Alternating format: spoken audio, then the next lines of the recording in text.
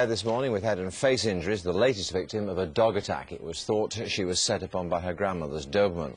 The incident has led to renewed calls for a change in the laws of dog ownership, deemed by some to be far too lax. We'll be talking to Ryan O'Meara from K9 magazine in just a moment, but first, here's Sarah Moore.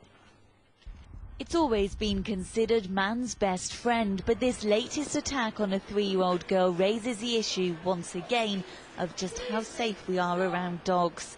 4 are banned outright under the Dangerous Dogs Act: the Pit Bull Terrier, the Japanese Tosa, the Doggo Argentino and the Fila Brasileiro. Any dog dangerously out of control is also subject to the Act, except if it's on private property and is permitted to be there. And that's where recent attacks have taken place. 5-month-old Katie Lee Deacon was mauled to death after being set upon by 2 Rottweilers in a pub where she was staying.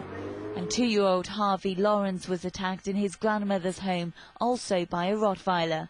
Canine campaigners say dogs aren't the problem, people are, and it's time dog owners were educated to prevent further attacks.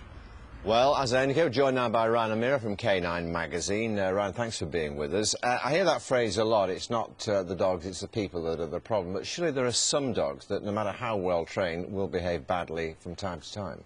I think dogs, like people, have individual characters, and so I think the problem that you occasionally get is if you meet a dog that is particularly difficult to manage behaviourally and he happens to be in the hands of somebody that's not expert at understanding dog body language and psychology, you can occasionally get a meeting of 2 negatives. What goes on in a dog's mind then, when, as far as we know, when this particular type of dog sees a little toddler?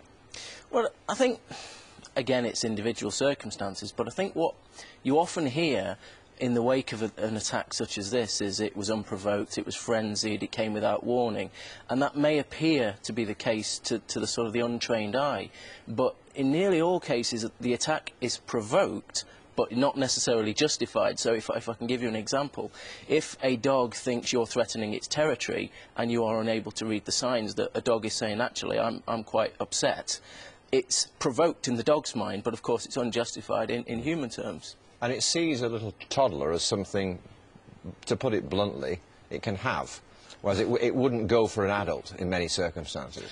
Not in the same way, anyway. No, that's certainly true, in that a dog which thinks as a pack all the time would see certainly a little toddler as somebody that actually I could probably move above you if I needed to or I wanted to. And I think something that's common in the 3 attacks that we've spoken about this morning is that they all happened on grandparents' territory, so to speak, and it was little children in all circumstances. And I think what we need to do is we need to educate people how to spot the warning signs of a dog attack. But often it's so fast, isn't it? I mean, do you have time? I think you do. I think if you... I mean, I'll give you an example. For example, if you were to meet a dog and it was sort of licking its lips or yawning, to a fairly novice dog behaviourist, they'd be able to say that's a very nervous dog. And of course, to an untrained person, they may sort of barge in and try and stroke the dog. I think it just had its dinner. Exactly, and that's the thing. If dog owners, by and large, had a little bit more understanding of just the basics of dog behaviour, I think we'd actually avoid the attacks. You want people to have a dog certificate, don't you? Explain all that. Well, it's something that I can't see any real negatives. I'll give you an example with a car. When you legally pass your driving test, in theory, you could get in a Ferrari and head off down the M1. It's not the right thing to do. But with a dog, there is nothing in law to stop me going out and buying sort of 4 or 5 dogs tonight that I know nothing about, and the people selling the dogs know nothing about me, and that surely can't be a sound situation. So you're advocating a certificate which proves that you're a responsible owner who knows what they're doing. But for all dogs, all kinds of little pooches as well as big Dobermans and Alsatians? Absolutely, because I don't think it's just the case with dogs attacking. I think that there's certain instances where dogs actually suffer through neglect that's not willful, but happens through maybe not enough knowledge of a dog's basic level of care.